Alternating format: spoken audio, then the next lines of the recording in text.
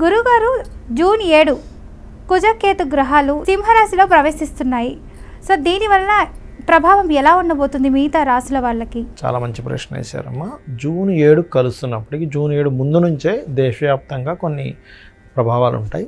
ముందుగా ఈ కుజుడు ఫైర్ కారకుడు, పేలుళ్ళు కారకుడు, ఆర్మీ కారకుడు, పోలీసు, వీళ్ళందరికీ కారకుడు. సింహరాశి అనేటువంటిది అధికారుల్ని, రాజకీయ నాయకుల్ని తెలిపేటువంటి స్థానం అది. కేతు ఈజ్ ది కారక ఆఫ్ సపరేషన్, అంటే కొన్ని రాజకీయ వాళ్ళల్లో కొంత చీలికలు రావడం, కొన్ని పార్టీల్లో చీలికలు రావడం ఒకటి. రెండవది రాజకీయ నాయకులకు కొంత ముప్పు ఉంటుంది, లేదా కొంతమంది మార్పులు, ఈ సంవత్సరంన్నరలో మార్పులు జరుగుతాయి, ఒక్క రోజులో కాదు.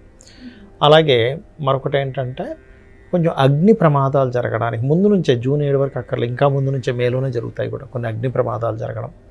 ఓకే, అలాగే మరొక విషయం ఏంటంటే అగ్ని ప్రమాదాలతో పాటు పుణ్యక్షేత్రాల్లో, ఇప్పుడు కేతు అనేటువంటిది పుణ్యక్షేత్రాలమ్మా.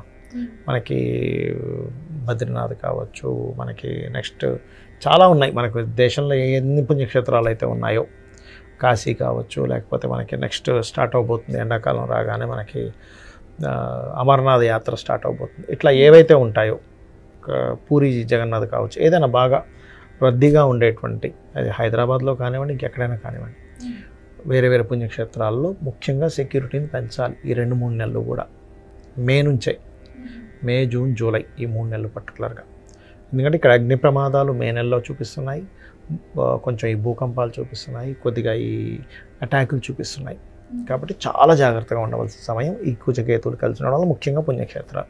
ఇక 12 లగ్నాల వారికి, ఎందుకు లగ్నం అంటున్నానంటే లగ్నం ఈజ్ మెయిన్.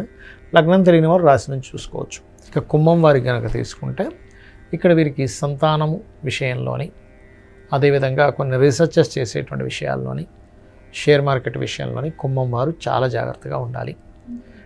వ్యాపార అభివృద్ధి, వ్యాపారపరంగా ధనాభివృద్ధి, సంతానంకి అభివృద్ధి కలుగుతాయి వీళ్ళకి. అయితే ఎవరికైనా కూడా ఈ కుజకేతువుల కలయిక వల్ల నవగ్రహాల్లో ప్రత్యేకంగా కుజకేతు గ్రహాల దగ్గర దీపారాధన చేయడము, గణపతి మరియు స్కందుడి ఆరాధన చేయడము, ఇవి చేస్తూ ఉంటే మంచిది. సూర్య భగవాను చూస్తూ సూర్యుడికి అర్ఘ్యం వదిలేటప్పుడు గణపతి మరియు సుబ్రహ్మణ్యేశ్వర స్వామి పేరు చెప్తూ అర్ఘ్యం కనుక వదిలినట్లయితే ఖచ్చితంగా వీళ్ళకి ఇబ్బంది అనేటువంటిది రాదు. ఇది ముఖ్యంగా గుర్తుపెట్టుకోండి. నేను అందరికీ చెప్పేది ఒకటే, పుణ్యక్షేత్రాలకి, పుణ్యతీర్థాలకి వెళ్ళేటప్పుడు కేవలం పోలీసులు మాత్రమే వాళ్ళే మనల్ని రక్షించాలని కాదు, ప్రతి వ్యక్తి కూడా ఒక జవాన్ లాగా, ఒక పోలీసు లాగా అబ్జర్వేషన్లో ఉంటూ మనల్ని మనం కాపాడుకోవాలి.